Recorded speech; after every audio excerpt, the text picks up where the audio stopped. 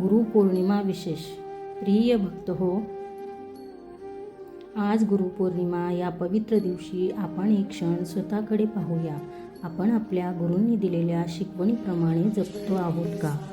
आपल्या वागण्यात प्रेम, दया, क्षमा, संयम आणि नम्रता आहे का?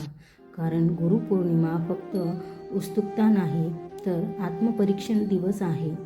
श्री स्वामी समर्थांनी कधीही भक्तांकडून मोठे मोठे विधी, दिखावा किंवा अहंकाराची अपेक्षा केली नाही. त्यांनी नेहमी श्रद्धा, सेवा आणि निस्वार्थ भक्त यांचा सर्वश्रेष्ठ मानले आहे. असे सांगितले जाते की स्वामी समर्थांच्या चरणी जो भक्त संपूर्ण विश्वासाने शरण गेला त्याला योग्य मार्ग नक्कीच मिळाला. कधी धैर्याच्या रूपाने, कधी योग्य विचाराने, तर कधी संकटातून बाहेर पडण्याच्या शक्तीच्या रूपाने त्यांच्या कृपेची अद्भुत आणि भक्तांनी व्यक्त केली आहे. आजच्या या पवित्र दिवशी आपणही एक छोटासा संकल्प करूया. दररोज काही मिनिटे परमेश्वराचे नामस्मरण करू, आई वडिलांचा आदर करू, आपल्या गुरूंच्या शिकवणीप्रमाणे प्रामाणिक जीवन जगण्याचा प्रयत्न करू, गुरूंना शक्य ती मदत करू आणि कोणाच्याही मनाला दुखणार नाही आणि वाणी आचरण ठेवू. हेच आपल्या गुरूंना आवडणारे खरे जीवन आहे.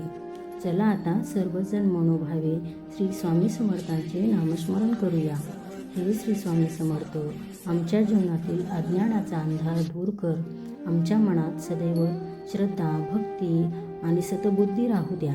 संकटांना समोर जाण्याचे धैर्य द्या. आमच्या कुटुंबावर तुमची कृपादृष्टी सदैव राहू द्या. आमच्या प्रत्येक पावलाला योग्य दिशा द्या. तुमचे नाम आमच्या श्वासागणितात राहू द्या. तुमच्या चरणी आमची अखंड भक्ती राहू. भक्त हो, लक्षात ठेवा, गुरूंचा आशीर्वाद हा जीवनातील सर्वात मोठा आधार आहे. श्रद्धा असेल तर अशक्य वाटणाऱ्या गोष्टीही शक्य होऊ लागतात.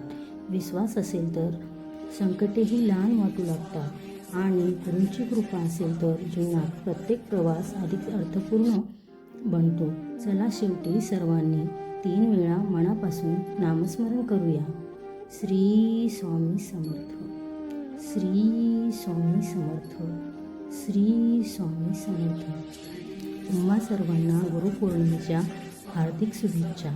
हा व्हिडिओ आवडला असेल तर आपल्या कुटुंबापर्यंत, मित्रापर्यंत आणि इतर भक्तापर्यंत नक्की पोचवा, जेणेकरून गुरुत्वाचा हा पवित्र संदेश अधिकाधिक लोकांपर्यंत पोहोचेल. पुन्हा भेटूया एका नव्या भक्तिमय विषयासह. तोपर्यंत श्री स्वामी समर्थ. धन्यवाद भक्त.